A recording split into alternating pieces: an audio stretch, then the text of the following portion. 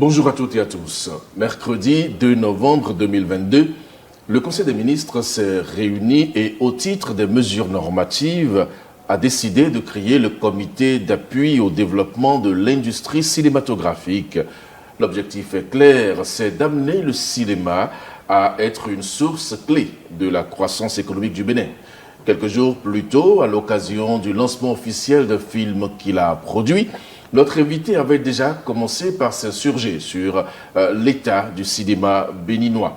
Le film, c'était bien sûr Steve Fassia, une étoile parmi les hommes. Pour avoir fait partie des instances dirigeantes du cinéma au Bénin, il est l'une des personnes ressources pouvant se targuer d'en parler valablement. Vous l'avez compris, nous avons décidé ce dimanche, mesdames et messieurs, de parler sur l'entretien du dimanche du cinéma béninois. Eh bien, nous parlerons de ce cinéma par rapport à son état des lieux et aux différentes perspectives. Évidemment, nous aurons un point d'honneur à nous appesantir un tout petit peu sur le film de Ignace Yetchenou, puisque c'est de lui qu'il s'agit, le film sur Steve Fassia, une étoile au milieu des hommes. Voilà donc l'essentiel du décor ainsi planté avec Ignace Yetchenou. Bonjour Ignace. Bonjour Donclam Abalo. J'espère que vous allez très bien. Ça va. Alors, vous avez entendu parler de ce comité d'appui au développement du secteur de la cinématographie au Bénin. Ouais. Comment réagissez-vous à cette annonce du gouvernement? J'en ai entendu parler et j'accueille la nouvelle avec beaucoup d'espoir et beaucoup de joie. Parce que notre cinéma, on pourrait dire qu'il n'existait plus. Et que c'est le moment, si on a choisi ce moment pour lui insuffler une nouvelle vie et même parler de son développement. Nous qui sommes du métier, qui en vivons, applaudissons l'initiative des pieds et des mains. Donc cela vous réjouit de savoir qu'il y a un comité qui va gérer ce type de questions. Ce qui me reste à savoir, quelle va être la constitution de ce comité, ou si c'est déjà fait. Parce qu'il faut que les gens, on ne va pas inventer la roue. Oui. Ce qu'il faut faire pour que le cinéma se propulse dans notre pays, on le sait. Et puis, les problèmes du cinéma béninois, on les connaît. Donc, je voudrais que ce comité s'apesantisse sur ces choses-là pour qu'au bout du compte, son travail soit très positif. On dirait que vous avez quand même des réticences, malgré tout, Ignace Yetchenou. Non, souvent il nous arrive dans ce pays où ce n'est pas toujours les acteurs que l'on invite à réfléchir autour des problèmes. C'est toute la peur que j'ai. Mais j'espère qu'un bon casting sera fait. Parce qu'il ne faut pas qu'une fois encore nous rations cette opportunité, c'est tout. D'accord. Alors faisons ensemble avec vous l'état des lieux du cinéma béninois. Vous avez dit que pour vous le cinéma n'existait plus ou n'existe plus. Mais est-ce qu'il a vraiment existé, le cinéma béninois? Le cinéma béninois avait existé. Bon an, mal an avait existé. Parce que le cinéma, c'est ce qui est projeté sur un écran, filmé par une caméra ou plusieurs caméras, projeté sur un écran qui raconte une histoire. Ça peut être de la fiction, ça peut être du documentaire, ça peut être docu-fiction, ça peut être bande dessinée et bien d'autres choses, et qui est projeté sur un écran dans une salle. C'est aussi simple que ça. Aussi simple que ça. Oui. Et dans ce Bénin, on savait qu'il y avait beaucoup de salles. Il y avait au moins une salle par département, à part le zoo et le mono, il y avait une salle par département, deux des fois même. Puisque dans la Takora, il y avait Bopessi et il y avait Ciné, quelque chose là, à Djougou. Oui. Ciné Le Borgou à Parakou, Rex à Porto, Iré Akari à Porto, à Cotonou, Ciné Vogue, Ciné Le Bénin, les Cocotiers, au Péoloua, ainsi de suite. Oui. Et dans ces salles, on projetait des histoires d'ici et d'ailleurs, quelques rares histoires d'ici, mais on projetait des histoires quand même. D'accord. Et avec l'OBC, Office béninois de cinéma dans le temps, on avait fait de merveilleuses recettes rien qu'avec Adjani Ogun, une des productions nigérianes là, de Ola Balogun, qui avait fait beaucoup de succès en ces années-là, dans les années 80 ou fin 70 là. Et c'est avec les recettes de cette salle, par exemple, qu'on a construit la salle qu'on appelle aujourd'hui Concorde. Le cinéma Donc, Concorde. Il y avait de l'engouement dans ce pays pour le cinéma. Dans ça, on a pu mettre nous-mêmes quelques films tels que Hironou, par exemple, du doyen Okio, et d'autres films que je ne saurais citer ici. Mais après, tout a périclité. Pour quelles raisons? Je ne sais pas encore le moment de le dire. Non, mais c'est le moment de tout dire, rien c'est chez nous. Nous avons 52 minutes, on va vider le sujet de la cinématographie pour voir ensemble les perspectives. Donc, ne vous faites pas prier, allez-y, dites-nous. Voilà, donc au fil des années, on ne tournait plus, on n'écrivait plus d'histoire, on ne trouvait plus surtout de financement à faire des choses, à tourner sur les pellicules. Donc, on s'est rabattu sur l'opportunité que nous a donné le numérique dans l'audiovisuel. Et donc, on a beaucoup plus fait de production destinée à la télévision qu'à l'écran géant. Et pour se donner la main, maintenir la main. Et dans ça, nous avons fait des productions qui ont quand même marqué les esprits. Oui. La toute première dans notre pays, avec ses forces et ses faiblesses, mais surtout sa force qui était que c'était des histoires de chez nous, avec des personnages, des comédiens de chez nous, disant des histoires qui relèvent de notre culture. Vous voulez parler d'Entre nous? Je veux parler de Aziza plutôt. Aziza plus. Je veux parler de Aziza. Et après Aziza, il y a eu Entre nous, sur des années. Précisément la partie fiction de Entre nous, qui était Tour de vis. Oui. Et après ça, on est allé encore un peu plus haut en qualité. On a fait Baobab. Et puis on a fait Taxi Brousse, ce qui était sur des financements étrangers. Tout ce qu'on a fait là, c'est parce qu'on a la volonté de faire. Et ça avait marqué les esprits très positivement. Ça continue d'ailleurs de susciter l'engouement des gens, leur admiration. Donc après ça, on est resté là. On a fait l'expérience de vendre de nos histoires gravées sur des disques dans les feux de signalisation, parce qu'on a appris qu'au Nigeria, ça marchait. On a fait et ça a tourné court. Ça n'existe plus aujourd'hui. Donc voilà des étapes. Mais il y a cette lorsque vous parliez tout à l'heure du cinéma projeté à l'écran, vous vous êtes rendu compte vous-même qu'il ne s'agissait que des films nigériens et autres. Est-ce que le problème, ce n'est pas le Bénin réellement? Est-ce que le problème, ce ne sont pas les acteurs béninois inexistants? Ce n'est pas les acteurs qui font le cinéma au premier degré. C'est d'abord la question du financement. Et c'est d'abord l'organisation que l'on fait. Les comédiens, ça se trouve, pendant longtemps, on a été la plus grande scène du théâtre africain. Ça peut se puiser dedans. Au cinéma, on n'a pas besoin d'avoir des rectitudes professionnelles pour faire les choses, parce qu'il faut jouer très naturel. Pour faire des films documentaires, on n'a pas besoin de faire répéter les gens, de leur donner les outils du comédien avant qu'ils nous fassent, puisque c'est leur histoire. Le documentaire, c'est l'histoire de celui qui a filmé dans son cadre réel, sans qu'il ne sache même que la caméra est là, la personne participe au jeu. Donc on avait toutes ces opportunités, mais on ne les a jamais saisies. Donc on ne va pas dire qu'on ne va pas reporter que sur l'aspect comédien. N'oubliez pas, dans ce pays, depuis bientôt 16 ans, on a eu une école de cinéma. Dans ce pays, qui a formé, où des gens venaient de l'extérieur se faire former, qui sont repartis et qui font des choses dans leur pays. L'école existe toujours? L'école existe toujours. Avec des gens qui sont formés tous les jours? Bon, moi j'espère.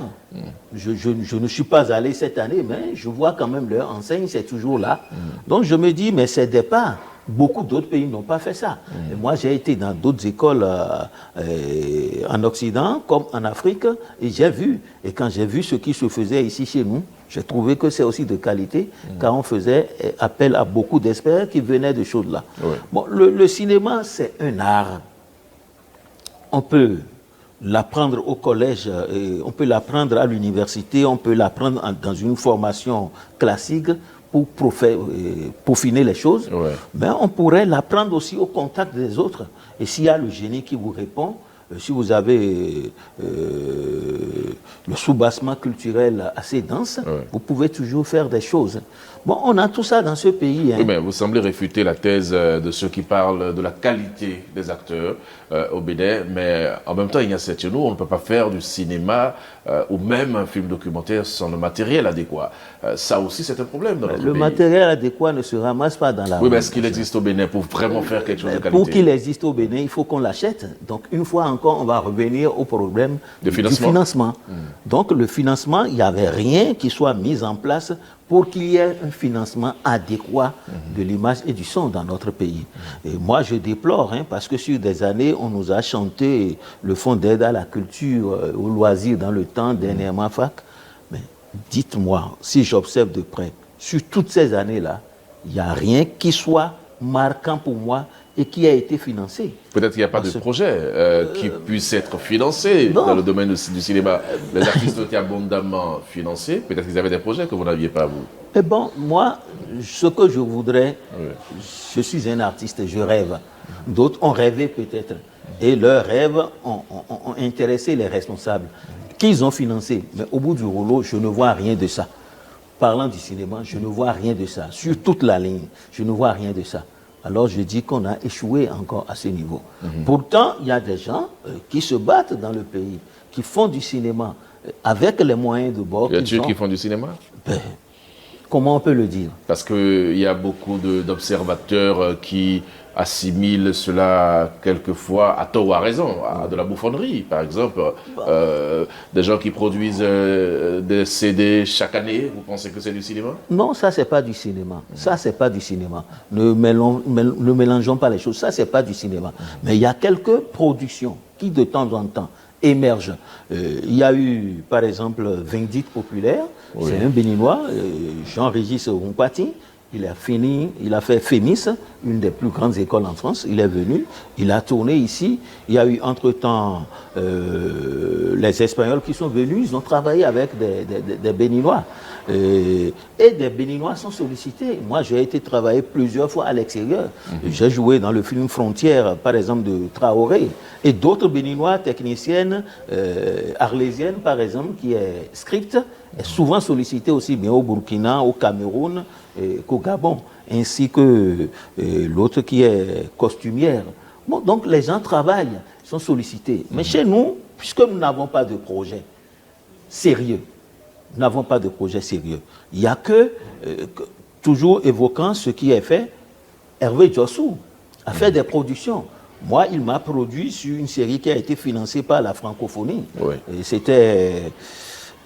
j'en oublie le titre. Ministre, on a produit 26 épisodes de 26 minutes. C'est pas gratuit ça. Après, il a fait Le Patron et c'est lui-même qui a réalisé. Il a eu des financements de l'Union européenne, puis il y a d'autres qui suivent. Donc, c'est avec ces productions-là qu'on a pu tenir jusque-là, avant qu'on ne commence à parler aujourd'hui de « on va développer ». Donc, sans quoi, c'était... Bérésina totale. Oui, mais c'est la faute à qui concrètement? Parce que quand vous dites qu'il y a eu quand même des financements, même si ce sont des financements extérieurs, pourquoi vous n'avez pas pu maintenir les financements? Est-ce que, encore une fois, ce n'est pas un problème de qualité? Ah non, moi je dis non. Le cinéma, il y a quelque chose qui importe beaucoup. Le scénario, c'est un outil important au cinéma. Il faut être inspiré pour faire un scénario. C'est l'outil fédérateur qui concerne tout le monde. Il faut être inspiré pour le faire. Moi, j'ai été formé en écriture de scénario et analyse de films à l'Institut national de l'audiovisuel, INA, à Paris. Et plusieurs fois, j'ai participé à des recherches de financement. Et j'ai souvent décroché des financements avec mes scénarios. Après, il y a l'étape de tournage, mais il faut aussi mobiliser les sous. Il n'y a que quand vous avez un financement, vous arrivez avec un financement. Si vous allez par exemple à la francophonie, vous déposez votre dossier à la francophonie et que vous avez déjà un soutien de votre État, il est plus facile pour vous de décrocher environ une cinquantaine, voire 60 de millions pour faire votre film. Mais nous, Béninois, nous n'avons jamais le soutien. Comment ça, vous n'avez pas le soutien de l'État? Parce qu'il n'y avait rien qui est prévu par notre État. Mais le soutien, c'était quoi? Financier ou simplement un soutien? Le soutien financier. Financier, d'accord. Donc, on faisait des acrobaties, on rencontrait les directeurs des télévisions, de toutes nos télévisions là, qui disaient que bon, quand le film va être prêt, eux autres, ils vont aider à la diffusion, ils vont donner quelque chose, ils vont payer, et tout ça on met. On dit que nos caméras, bandes de montage, on facture tout ça pour montrer que nous apportons quelque chose. Ben, ça, la francophonie aussi le sait. Donc, ce n'est pas toujours des dossiers très crédibles. Mais quand on apporte un financement régulier d'une institution qui existe, c'est que vous avez plus de crédit. Et si votre histoire est belle, est bonne, et le dossier est techniquement bien élaboré, et que vous avez cet appui financier déjà des vôtres, ça ouvre plus facilement. Parce qu'on n'a plus peur de remettre son argent et pour que l'autre aille dépenser dans des mariages et autres choses, cérémonies que nous en avons. Donc c'est ce qui se passe, vous voulez dire que c'est ce qui se passe? C'est ce qui se passe aussi. Alors chez nous, vous semblez dire clairement que vous n'avez pas de soutien et que même l'État n'avait pas prévu quelque chose pour soutenir tous vos projets. Et par conséquent, le financement extérieur était devenu très difficile pour vous. Mais est-ce que dans des situations pareilles, vous avez fait un certain nombre de plaidoyers en direction de l'État béninois? Moi, je suis comédien, je suis scénariste, je suis réalisateur. C'est accidentellement que je suis devenu producteur. C'est parce qu'il ne manque pas, je ne trouve pas quelqu'un qui me porte financièrement que je me suis mis à produire. D'accord. Et moi, depuis que je travaille au cinéma, où je suis passé derrière la caméra à faire des choses, je n'ai jamais reçu un copec du Bénin. Jamais? Jamais. Même pas... Mais vous avez quand même été directeur adjoint de la cinématographie. Oui, j'ai été directeur adjoint de la cinématographie. Oui, je l'ai été. Qu'est-ce que vous avez fait alors pendant J'ai été pendant... Non, je ne suis pas argentier. Oui, d'accord, mais vous êtes allé à un niveau de décision quand même. Oui, mais vous savez, le cinéma, c'est un tout. Un tout. J'ai passé 5 ans environ, ou 6 ans, à la direction du cinéma. Et vous n'avez rien pu faire? Rien. Comment ça, rien? Bien. Comment vous passez 5 ans à un poste et vous ne faites rien? Je ne suis pas décideur. Mon directeur et moi, on a travaillé, et c'est surtout ça qui a été notre élément, ce qui a été motivateur chez nous. On a travaillé tout le temps sur la loi, le code de la cinématographie. Oui. Parce qu'on s'est dit que c'est en souffrance au Bénin, ça fait déjà 25 ans au moins. Ça a été à l'Assemblée, au temps du président Kérékou. C'était pour juste quelque chose là, ça a été ramené pour qu'on corrige et puis c'est fini. On s'est dit, une fois que le code de la cinématographie, la loi sur le code de la cinématographie sera votée, beaucoup de problèmes vont se régler. Ouais. Et on a travaillé. Sur ce document, on a travaillé acharnement sur des années. C'est allé à la présidence, au ministère, c'est revenu corriger tout ça, mais rien. Nous, on ne va pas au conseil. Donc, c'est peut-être maintenant, avec ce comité que le gouvernement s'en va mettre en place, qu'on se dit, bon, il y a quelque chose. Sinon, moi, j'avais l'impression que nous, on nous faisait tourner en rond, mais que rien ne se décidait. Mais, techniquement parlant, c'est ce qu'on a fait. Et puis, bon, on a initié quelques formations, parce que ça, on pouvait aussi le faire. Mais en arrivant à la direction de la cinématographie, qui était le centre international, le CNCIA, Centre national du cinéma et de l'image animée, on n'a pas trouvé une bande, on n'a pas trouvé une caméra, on n'a rien trouvé, rien. Mais la direction existait quand même, le centre existait. Ça a toujours sans existé. Équipement, rien. Rien du tout. Donc nous, tout ce qu'on a fait, c'est nos propres moyens qu'on a mis dedans. Et dites-vous, moi j'ai passé toutes ces années à la direction du cinéma, si on peut dire, sans toucher de salaire. Vous avez fait 5 ans à titre bénévole? Je n'ai pas touché un franc. Puisqu'on dit que c'est une agence. Oui. Et les agences sont sous tutelle. Et que c'est un conseil d'administration. Mais les agences sont aussi autonomes. Un conseil d'administration qui doit décider de mon salaire. Et puisqu'on n'a jamais eu de conseil d'administration, donc il n'y a eu jamais une décision par rapport à mon salaire. Et on n'était non plus direction technique. Donc, on était un peu dans un... Vous voyez, et on a passé tout ce temps, mais à travailler, à se dire, bon, voilà, on est là, c'est notre métier. Si on peut vraiment faire évoluer les choses, on va faire. Bon, jusqu'au moment où on nous a dit, bon, il faut partir. Et puis, 2 mois environ après maintenant, il y a ce comité qui se met en place. Bon, j'espère que tout ça va se régler. Mais malgré tout ça, vous avez toujours de l'espoir pour le cinéma béninois? Et moi, je vis de ça. À 60 ans passés, je ne peux plus changer de métier et m'épanouir. Et heureux est l'homme qui a pour métier sa passion. Oui. Moi, j'aime raconter des histoires, écrire des histoires avec la caméra et le son, avec les expressions corporelles et autres. Et je trouve que nous sommes dans un pays qui est dense en histoire. Et moi, les productions sur lesquelles j'interviens, je trouve que ça apporte quelque chose à mon pays. Et le cinéma étant un outil de promotion par excellence même, et la fierté qui m'a toujours animé par rapport à ce pays, que je voudrais me servir de ce cinéma-là, de cet outil-là, pour promouvoir mon pays, parce que moi, j'en suis de plus en plus fier. Et si on a connu la Chine, si on a connu l'Inde, ce n'est pas parce que nous sommes allés là-bas, c'est parce qu'on a vu des films chinois, des films de karaté. Donc aussi, notre pays peut se servir du cinéma pour promouvoir ses images, pour promouvoir sa culture, son histoire. D'accord. Alors, mais depuis qu'on vous écoute, on a le sentiment que même en termes de financement du cinéma, vous comptez sur des apports institutionnels. Est-ce qu'il n'y a pas des privés qui peuvent quand même investir dans le cinéma? Avez-vous fait une action en direction des privés, des gens fortunés qui aiment le cinéma et qui veulent bien y investir? Ça fait un minimum de 25 ans que je suis devant la caméra. Devant la caméra. Oui.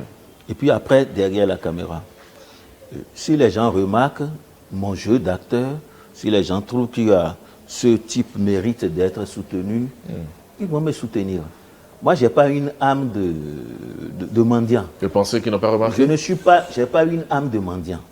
Je n'irai pas dire aux gens, non, donnez-moi de l'argent. Mais ce n'est pas de la mendicité, il y a c'est quand même pour financer votre art. Non. Moi, puisque j'arrive à faire ce que je fais, par mes moyens.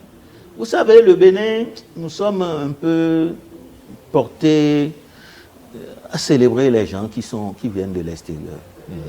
Nous, toute humilité mise à part, on était là, on a fait de belles choses avant beaucoup, les Ivoiriens qui occupent aujourd'hui le haut du pavé. Oui. On a fait trop de choses. Quand nous, on produisait des séries dans ce pays, aucun pays n'en produisait. Dans l'Afrique au sud du Sahara, aucun. Mais on n'a jamais été... Quand je vous dis, vous devriez être étonné quand je vous dis qu'on n'avait jamais eu de moyens de notre État. Bien sûr, c'est étonnant. Moi, j'en ai jamais eu. C'est étonnant. Les Allemands m'ont soutenu. J'ai eu décroché des financements à la francophonie, l'Union européenne, mais jamais ici. Bon, qu'est-ce que vous voulez? Si des gens veulent, ils peuvent. Parce que moi, j'ai vécu une expérience tout dernièrement. Parlez-nous de votre expérience. Ce dont je parle là, oui. C'est il y a 3 semaines. Il y a que j'ai produit, il y a environ 15 ans, j'ai produit un film sur le culte des Egungun. Nos morts qui reviennent en apparat, nous fouetter, nous chicoter, courir dans les rues, tout ça là. Oui. Il y a ce culte qui se pratique de façon authentique en pays abonné. Dans le village de ma mère, c'est très respecté. Et c'est venu de par le fait des tribus d'Oyo, où les Nigérians se sont installés pour prendre des choses au royaume d'Abomey. Ouais. Et ils sont restés très corrects, c'est très religieux, c'est très respecté. Moi, j'ai fait un film là-dessus il y a 15 ans.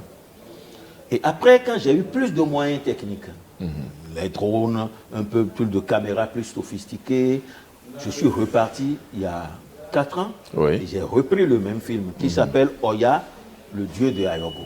C'est un documentaire d'1h30. Je l'ai fait de mes triples, avec des moyens personnels. Sans soutien. Sans soutien. De personne. Personne, vraiment au vrai sens du mot, personne. Et quand j'ai fini, c'est le village de ma mère. Ma mère est de Sandianado. Mon père est de Corée. Les miens paternels ont commencé par dire, mais toi, tu ne t'attaches qu'à Kobe biberon au sein de ta maman, tu ne fais rien pour nous ici. Et chaque année, tous les 5 ans ou 7 ans, selon les impondérables des années, il y a une cérémonie qu'on appelle Azonyi.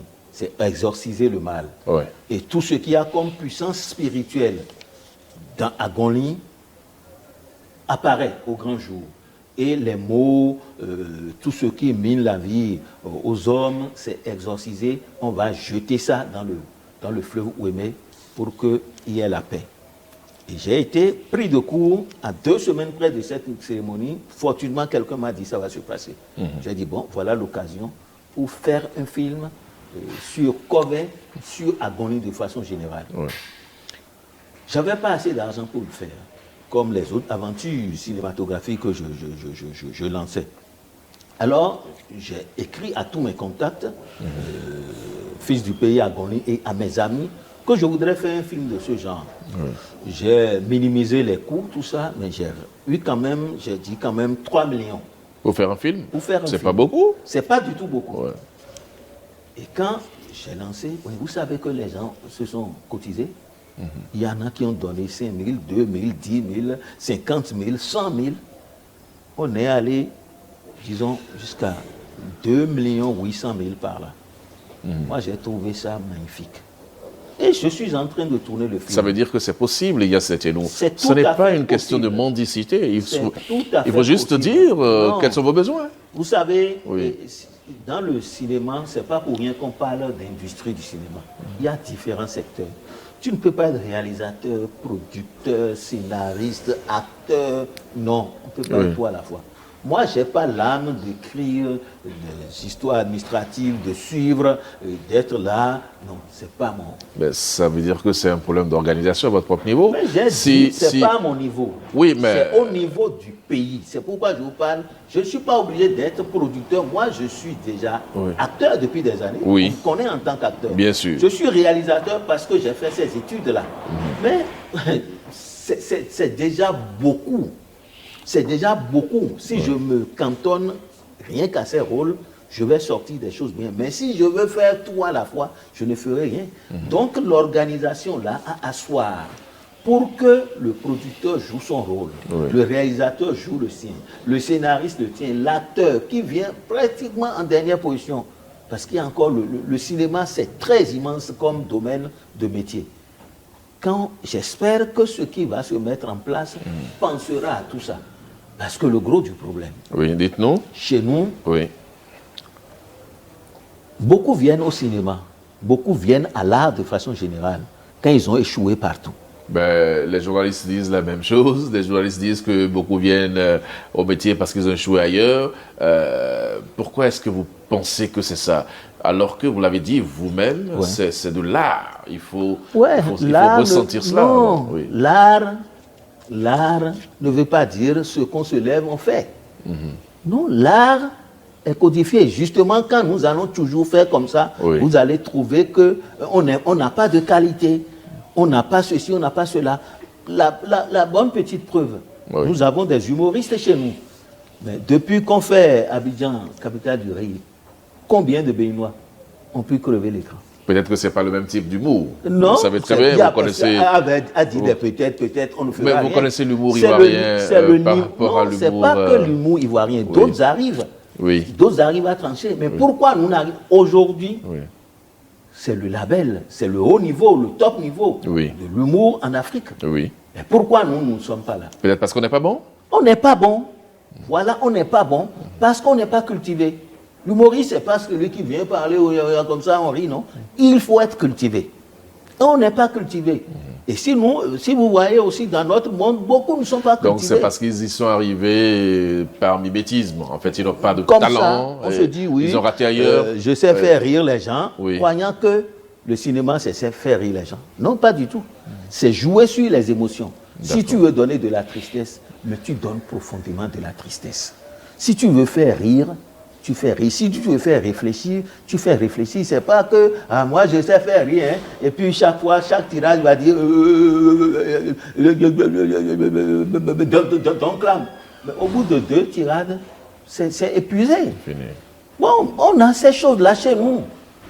Le cinéma, c'est pas pour rien qu'il y a des écoles à l'ISMA, si je lâche le nom, mais quand vous y allez, vous payez pratiquement, comme scolarité, 1 million par an. Et vous faites ça sur 3 ans. Vous retrouvez dans la fonction. Et vous faites face à des gens qui n'ont jamais été quelque part. Et se tapent de faire la même chose que vous. Ne peut pas avoir la même qualité. Et en même temps, ça nous tue. Quand on vendait les films à nos carrefours, on vendait des films gravés tout à 1000 francs. Moi, j'en ai jamais fait. J'en ai jamais fait. Parce que ça s'est tué. Je me dis, est-ce qu'ils ont écrit une histoire? Est-ce qu'ils ont tourné? Est-ce qu'ils ont payé les comédiens? Est-ce qu'ils ont monté? Est-ce qu'ils ont loué la caméra? Quand j'ai commencé à faire du cinéma dans ce pays, on louait la caméra à 200 000. À 200 000 francs. Et aujourd'hui, les caméras ont évolué, coûtent beaucoup plus cher et qui sont beaucoup plus en miniature et produisent ça ne coûte pas beaucoup plus cher. En ce temps, la DSR 250, c'était à 200 000 francs la journée. Les bandes de montage, c'est 200 000 francs la journée, on te montre ça. Donc, c'est dans la course. Aujourd'hui, on a des choses à 20 000, à 25 000, mais qui ne sont à pas 50 000. de qualité. Non, on travaille avec. Parce que si tu as l'expertise, tu as appris. À jouer avec les couleurs, à bien composer, à faire le blanc, à ne pas filmer en contre-jour, à te poser à réfléchir avant de tourner un plan et non, comme ça, tu sortiras de bonnes choses avec. Des films, moi j'ai été dans des festivals où les gens ont fait des films avec rien que des téléphones portables. Des téléphones portables. Donc ça, si on prend le temps de concevoir, on peut faire de bonnes choses. Malheureusement, ce n'est pas le cas chez nous. Il y a beaucoup d'aventuriers et vous savez, nous sommes sur satellite. Quand ils produisent ces films de qualité, ces films ont la nationalité béninoise. Et quand c'est projeté, on voit, on dit, oh, voilà, c'est à quel niveau le cinéma béninois est ça. Mais moi, j'ai honte. Donc, on pensait que le code de la cinématographie allait régler tout ça. Qui est artiste chez nous? Le statut de qui est artiste? Comment devient-on artiste? Il suffit de ne pas se peigner les cheveux, d'avoir des choses là, et commencer par être artiste, de fumer, de rester dans les marges pour devenir artiste. Non, pas du tout. L'artiste, c'est un homme respectable. Et moi, il m'arrive bien dans la rue, les gens m'abordent, on me voit, non, je ne suis pas cet homme-là. Qui leur a dit que cette brute que je joue, non. Donc, faisons la différence entre les choses. Finalement, tout est à refaire. C'est à refaire. Absolument. C'est pourquoi je disais au départ que j'aurais pu dire que ça n'existe pas. Mais des bonnes volontés ont essayé de maintenir, d'animer ça, pour que ce soit, c'est moribond jusque-là. Et si on veut vraiment mettre en place un comité pour s'appesantir sur les problèmes du milieu, moi j'applaudis. C'est pourquoi il faut que les gens connaissent nos problèmes. Il faut qu'ils connaissent que les gens ne débarquent pas avec les idées de Hollywood, de ceci-là. Non. Mais il faut rêver grand quand même. On va franchir les étapes, on va franchir les étapes et arriver. La formation. Qui fait quoi? Le cinéma étant fédérateur, je dis par exemple, si on tourne un film et qu'on va à la direction demander la permission, l'autorisation, il faut qu'on puisse justifier. Sans faire la censure, il faut qu'on puisse dire que l'équipe technique soit composée de certaines. On doit avoir un directeur photo, on doit avoir un ingénieur. Les postes clés doivent être occupés. Parce que quand on finit ce film-là, c'est un film béninois qui parlerait en notre nom. Et on ne sait pas jusqu'où un film va. Il s'agit du pays. Il s'agit du pays. Et des images du pays. Des images du pays. C'est important. Des images du pays. C'est important. Donc, si on peut voir tout ça, on pourra insuffler vraiment un nouveau départ. Alors, pour faire un bon film, il faut combien à peu près? Parce que c'est beaucoup d'argent. C'est peut-être pour ça que vous n'arrivez pas à avoir le financement. Oui, il faut beaucoup d'argent, mais il n'y a pas à vous dire c'est tel budget il faut. Il faut beaucoup d'argent, mais qui se justifie clairement par les choix opérés. Quel matériel technique on veut utiliser, tout ceci, il y a beaucoup de choses qui entrent en ligne de compte. Les films, ce n'est pas un budget passe-partout. Chaque film a son budget. J'ai fait un film dernièrement sur les Amazones, vite fait, parce qu'il y a notre compatriote Léonard Wanchekon, grand professeur d'économie aux États-Unis. qui publiait un livre sur les Amazones. Il a travaillé sur 52 Amazones du pays Agoni, qui ont travaillé sur le roi Glélé. Oui. Et il voulait sortir le livre. Et au lancement, à Princeton, dans son université là-bas, il voulait qu'un film étaye les choses. Il m'a sollicité. En l'espace de 3 semaines, on lui a fait quelque chose qui lui a plu. Ça a été projeté là-bas, ça a fait un peu succès. Bon, ce film, dans d'autres conditions, il nous fallait au minimum 50 millions, au minimum, entre amis. Mais ça ne nous a coûté ici que 3 500 000. 3 500 000. Bon, c'est fait maison. Oui. Vous voyez. Donc, après, ce que je fais, le documentaire que je fais là maintenant, quand je dis ces 3 millions que j'ai dit aux gens, c'est parce que c'est la première fois qu'on prend une initiative du genre dans ce pays. On fait une production, on dit, ah, les gars, aidez-moi. Donc, tu ne vas pas leur dire, il me faut 15 millions pour le faire. Ouais. Tu ne trouveras personne. D'accord. Donc, on a dit 3 millions, ils n'ont pas atteint les 3 millions. Et ce n'est pas les 3 millions qui vont faire le film, hein. Ça dépasse ça. Moi, après, ce week-end encore, je m'en vais en pays à Gonly, parce que le documentaire, parce que je te pose la question et tu me réponds que tu es né à tel endroit, je suis obligé d'aller à cet endroit-là pour aller voir qu'est-ce qui a influencé pour que donc l'âme ait cette belle voix ici. S'il faut aller, c'est l'eau, est-ce que c'est l'eau du village bu quand on est enfant qui donne cette voix? Voilà, donc ça va. C'est un travail de recherche et ça coûte cher. La recherche, ça coûte. D'accord. Alors, l'autre problème, avant d'aborder le film que vous avez lancé récemment, l'autre problème, Ignace Etiennou, est-ce que ce n'est pas l'inexistence du marché, en fait? Parce que le cinéma béninois est produit pour quel marché? Notre gouvernement est en train de construire un peu partout sur le territoire national des marchés. Dès que ces marchés seront livrés, les femmes qui y vendront et les clients qui y achèteront existeront. Oui, mais ce n'est pas le marché du cinéma, on ne parle pas de la même chose. Ben, c'est vous dire que le pas est vite franchi. Quand nous allons faire des productions, quand nous allons avoir des salles, les gens iront au cinéma. Les gens allaient au cinéma déjà. Oui. Dans notre pays, les gens allaient déjà au cinéma. Et les gens iront s'ils ont leur histoire, si on commence à les habituer. Aujourd'hui, nous sommes beaucoup plus livrés à ce que je vais appeler les cultures faciles. On ne lit plus. Moi, ma génération, on se passait les guides des cars, les SAS et autres là. Aujourd'hui, c'est plus ça. Les cultures faciles aujourd'hui, c'est qu'on est sur son portable, on fait chaud là, difficilement. Mais c'est les cultures de classe que sont le cinéma. Et si on doit reparler de cinéma, c'est qu'on va reparler école. Oui. Les professeurs de lettres vont être sollicités. Parce qu'il y a des films, ils doivent demander aux élèves d'aller voir. Et puis, pourquoi les ouvrages qui sont au programme, on ne les, pour parler comme les Russes, on ne les écranise pas. On ne fait pas leur version film aussi, pour que les gens aillent voir. Puisqu'il faut adapter le contenu à chaque génération. Si les gens sont beaucoup plus portés aujourd'hui à voir, à digérer comme ça, servons-leur ça. Et ils feront ce que impose la pédagogie ou ce que imposent les programmes là-bas avec. D'accord. Ignace Etiennou, maintenant, on va revenir à l'une de vos dernières productions, notamment le film documentaire d'1h20 à peu près que vous avez présenté officiellement il y a quelques jours sur une icône des médias béninois, notamment Steve Fassia. Le titre, c'est Steve, une étoile parmi les hommes. Alors, qu'est-ce qui vous a inspiré de produire un film sur un acteur des médias? C'est une première dans notre pays. Moi, de manière générale, je suis preneur de tout ce qui touche aux valeurs béninoises, aussi bien les hommes que les choses. C'est dans ce cadre que je vous ai dit, j'ai tourné sur un film sur les Egungun. Je tourne sur des films sur nos croyances. Parce que bien souvent, il m'arrive d'être très déçu de voir que des aspects culturels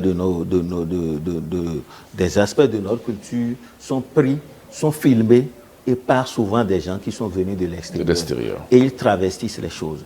Et ce n'est pas leur faute. Si nous-mêmes, nous sommes incapables de prendre en charge nos images, nos histoires et d'en livrer le vrai contenu au monde, le monde s'en servira pour faire ce qu'il veut. Donc moi j'étais déjà dans cet état d'esprit.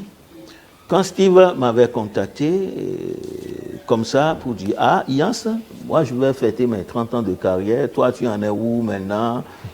J'ai dit « Bon, c'est à peu près la même chose ou un peu plus. » Il dit « Ah. » J'ai dit « Bon, tu as ça à faire?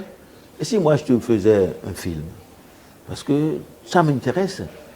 Tu as un sujet qui m'intéresse. Tu m'as toujours impressionné. Si tu veux, moi je vais faire un film sur toi. » Je dis « Ben bon, vas-y, je suis preneur. » Alors, j'ai pris la cam, j'ai pris un jeune, j'avais pas l'argent pour payer les gens. Encore une fois. Une fois. Il n'y avait pas de pour moyens. Payer les gens régulièrement, normalement. Donc, j'avais un neveu qui avait fini en tant que journaliste à l'ISMA. Il savait faire un peu de cadrage, moi aussi je sais un peu faire. J'ai pris mon assistante pour le son. J'ai demandé à mon fiston, Alex, qui depuis un certain nombre d'années déjà présentait une émission à la télé, pour dire, bon, allez, le scénario, ça va être que ton idole, là, celui à qui tu veux ressembler, là, je vais vous faire rencontrer. Et pour que tu perfectionnes ton art, tu iras voir comment il a fait le chemin. Bon, donc notre scénario était trouvé ici.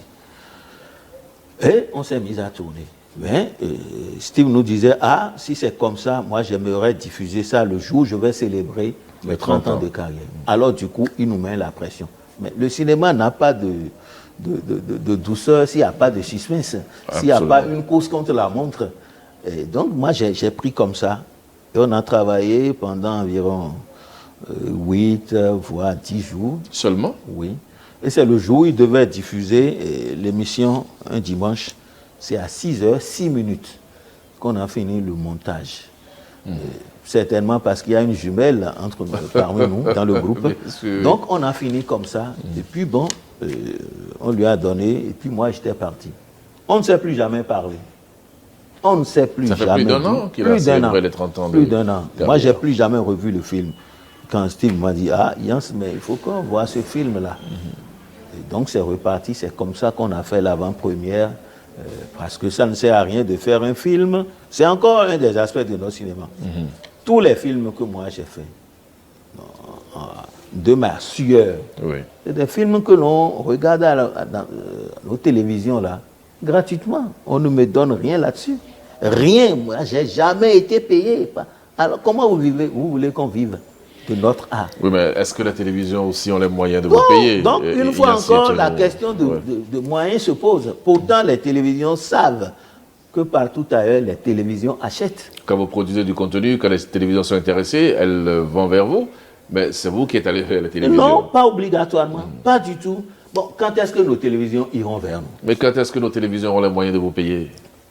Donc, le problème de moyens se pose toujours. Le problème de moyens au moins, vous avez la possibilité de vendre votre film ailleurs, dans d'autres pays, dans d'autres... Ça ne se passe pas comme ça. Avant de pouvoir vendre son film ailleurs, il faut, si c'est une série, il faut en faire un certain nombre. Qu'est-ce qui vous en empêche? Faire un certain nombre, on ne décide pas, j'ai fait un certain nombre. Les moyens, c'est de l'argent toujours. Donc, si vous n'avez pas vraiment quelque chose, c'est-à-dire, quand on parle d'argent, il ne faut pas que l'on se dise que c'est les milliards que nous voulons. Si nous mettons une bonne organisation en place, une gestion rigoureuse, on peut faire des choses merveilleuses. Tous les films que moi j'ai faits, jusqu'à ce jour, ce n'est pas avec le milliard. Mais je paye bien mes techniciens et tout le monde travaille avec moi à cœur joie. Si on est content, l'œuvre à l'aboutissement, c'est toujours bon. Donc ce qu'on dit moyen là, qu'on ne se dise pas que non, il nous faut les milliards, non. Une organisation rigoureuse. Nous voulons telle histoire, que les scénaristes s'asseyent, qui nous écrivent. On peut même lancer une compétition. Et les gens vont déposer, un jury va voir les plus belles histoires. Le problème, est-ce que ce n'est pas parce que vous comptez trop sur l'État? L'État ne peut pas tout faire. Mais l'État n'a qu'à faire un peu d'abord. L'État ne fait rien. Chez nous, l'État ne fait rien. Dans ce secteur? Rien. Rien du tout, rien. C'est moi, Ignace Yetchemi, qui le dit. L'État ne fait rien du tout. Si à la direction du cinéma, on n'a pas une caméra, Moi, j'en ai au moins 4 individus de qualité professionnelle. J'ai des bancs de montage. Moi, j'ai été le premier Béninois à utiliser ici Apple pour monter. Oui, mais est-ce que la direction de la cinématographie a besoin d'avoir une caméra? Ce n'est pas une maison de production? Ça a besoin d'avoir une caméra. Ça a besoin d'avoir une caméra. Parce que ça va faire des... C'est cinéma, non? Pourquoi ça nous... C'est l'administration. CNC. Oui. Non, il ne faut pas les dédouaner. Non, je pose des questions. C'est l'administration. C'est pas que l'administration. Peut-être qu'il y a des politiques de cinéma. Oui. Mais si on doit avoir une caméra, c'est pas cette direction. C'est cette direction qui doit mettre en place toute la politique cinématographique du pays. Mais vous avez quand même tourné des films, notamment celui de Steve Facias, sans grand moyen. Continuez à le faire. On va pas s'assigner ça comme objectif. Nous rêvons. Mais vous ne vendez pas vos films en dehors de la télévision? Est-ce que vous n'avez pas une politique pour rendre disponibles vos films et en profiter? Ça, c'est encore le travail d'un autre. C'est le distributeur. Oui. C'est pourquoi on parle d'industrie cinématographique. Et si on veut parler aujourd'hui du développement, si vraiment le cadre s'installe, moi, je cesserai d'être producteur, à coup sûr. Je demeurerai scénariste, je demeurerai réalisateur, je demeurerai acteur. Si quelqu'un d'autre m'appelle, j'irai jouer dans son film, c'est comme ça que je serai acteur. Mais je ne serai plus producteur parce que ce n'est pas mon genre. Je ne serai plus distributeur, ce n'est pas mon genre. Et je ne veux pas être tout ça. Malheureusement, nous sommes contraints des fois à être tout ça pour pouvoir survivre. Et c'est ça qui fait que nous payons mal les gens et nous n'avons pas de projets aboutis. Parce qu'à la fois, tu voudras gagner en tant que réalisateur, en tant qu'acteur, même des fois un technicien. On veut faire tout ça, distribuer après. En pensant à tout ça, tu gruges les autres, tu les escroques, tu leur prives de leurs droits. Et le film, on a souvent des navets qui ne passent pas la ligne. D'accord. Je vous avais prévenu que les téléspectateurs et auditeurs ont des questions à poser à nos invités. C'est vrai que nous ne pouvons pas présenter ici la litanie de questions, mais il y a un bocal là. Vous choisissez juste un chiffre. Vous me donnez le numéro et puis je vais vous poser une des questions que nos téléspectateurs et auditeurs se posent à votre sujet. Ignace Yetchenou. Le 12. Question numéro 12. Bien, je regarde rapidement. Voilà. Ignace Yetchenou. Oui. Les téléspectateurs et auditeurs ont l'habitude de vous voir dans de petites vidéos que vous faites en soutien à l'action gouvernementale. La question qui se pose, est-ce que cela n'a pas de conséquences fâcheuses sur votre art et sur l'artiste que vous êtes? Parce que vous prenez des positions, vous allez des fois à l'extrême. Ça peut également être un frein au soutien que certains pourraient vous apporter. Ceux qui ne me respirent pas, en tant que chroniqueur dans ce sens, qui ne me respirent pas, c'est leur droit. Ce n'est pas une question de ne pas vous respirer. Non. Mais en même temps... si ça ne leur plaît pas, ça ne leur plaît pas. Moi, ce que je fais... là pour plaire. Ce que je fais, ça me plaît. Et je suis prêt à continuer à le faire. Parce que ce que je fais n'a rien d'extraordinaire. Je me prononce sur les choses de mon pays. C'est tout. Mais vous prenez des positions tranchées. Je prends des positions. Parce que tout le monde devrait prendre des positions dans ce pays. Tout le monde devrait prendre des positions. Pour qu'on progresse, tout le monde devrait prendre des positions. Moi, je ne joue pas. Vous n'avez pas peur d'être incompris? Si on ne me comprend pas, ce n'est pas un problème. Ceux qui me comprennent, me comprennent. Je n'ai pas besoin, non, je ne viens pas donner des leçons aux gens. Mais nous sommes dans un pays où, à un moment, il faut se purger. Sinon, on va mourir de ne pas dire. Et on est dans un pays où les gens n'ont pas honte de bomber le torse alors qu'ils ont des positions très négatives. Leurs actions, leurs paroles, tout est visible. Pourtant, ils s'affichent. Alors, moi, je pense que, vous savez, ce pays, comme je le dis, est mon aîné de 2 ans. Et j'ai vu, au pouvoir dans ce pays, j'ai vu Maga, j'ai vu Aromalibé, j'ai vu Kérékou. C'est à Petit que je n'ai pas vu. J'ai vu Soglo, j'ai vu. Donc, j'ai vu un certain nombre de... Si aujourd'hui, on me dit que ça ne va pas, je dis ça va. Moi, j'aime tel que ça se passe, c'est beaucoup pour moi déjà. si on ne me comprend pas, d'accord, on ne me comprend pas. Mais je suis Ignace Yetchenou. La personne est la personne. Nos voix compteront toujours pour une voix dans les urnes. C'est tout. Moi, je donne mon avis. Si la personne n'est pas d'accord, la personne donne son avis. Et si la personne choisit, c'est pas écrit. Moi, je suis comédien. Oui. Je suis maître de la parole. J'utilise ça et je fais mon affaire. Et j'en suis heureux. J'ai fait mon art sur des années. Personne n'est allé voir en spectacle l'artiste que je suis. On ne m'a pas célébré en disant « Ouais, il a ceci ». Ben, si on me remarque par là, c'est bon pour moi. Donc c'est aussi un chemin. Moi, je ne suis pas gêné. Hein. D'accord. On a tellement de choses à dire sur le cinéma, Ignace Yetchenou, mais nous n'avons que 52 minutes et mon équipe de réalisation me signale que nous avons épuisé le temps qu'il faut. Mais il faut quand même une conclusion à cet entretien-là. Quel est votre cri de cœur? Je veux dire, ce que vous auriez vraiment aimé dire pour que les uns et les autres vous entendent.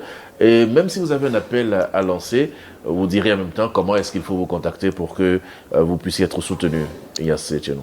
Peuple béninois, chers compatriotes, nous appartenons à une terre qui est riche en histoire. Et sachez que vos frères cinéastes, on a de la qualité. On se frotte souvent à l'expertise des autres et nous ne sommes pas les nuls. Aidez-nous un peu, croyez en nous et nous allons faire des choses formidables. Parce que moi, je suis gêné, très embêté. Chaque mois, je débourse quelque chose pour payer mon abonnement Canal. Oui. Et quand je m'assois au salon, je ne vois que des films ivoiriens. Je ne vois que des films sénégalais.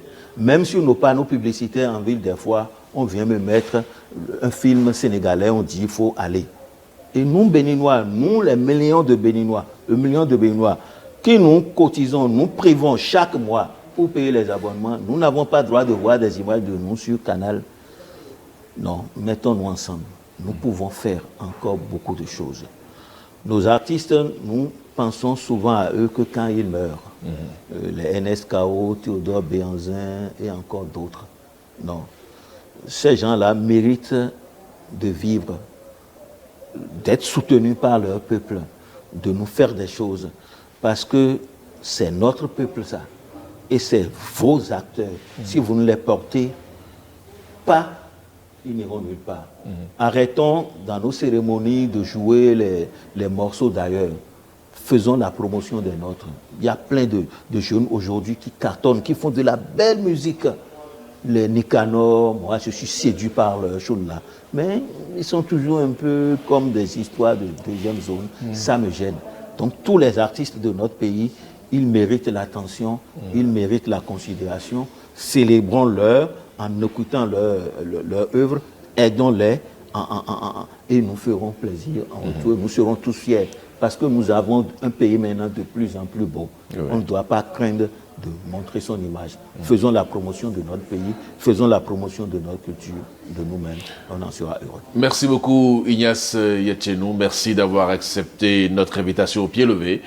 Chers amis téléspectateurs et auditeurs de Diaspora FM, téléspectateurs de Eden TV, c'est Ignace Yetchenou amer que nous avons reçu aujourd'hui, mais quand même et fort heureusement avec une quinte d'espoir. C'est sur cet espoir-là que nous allons prendre congé de vous ce dimanche en vous disant merci d'avoir suivi l'entretien du dimanche. Nous avons enregistré cette émission dans le hall d'un hôtel.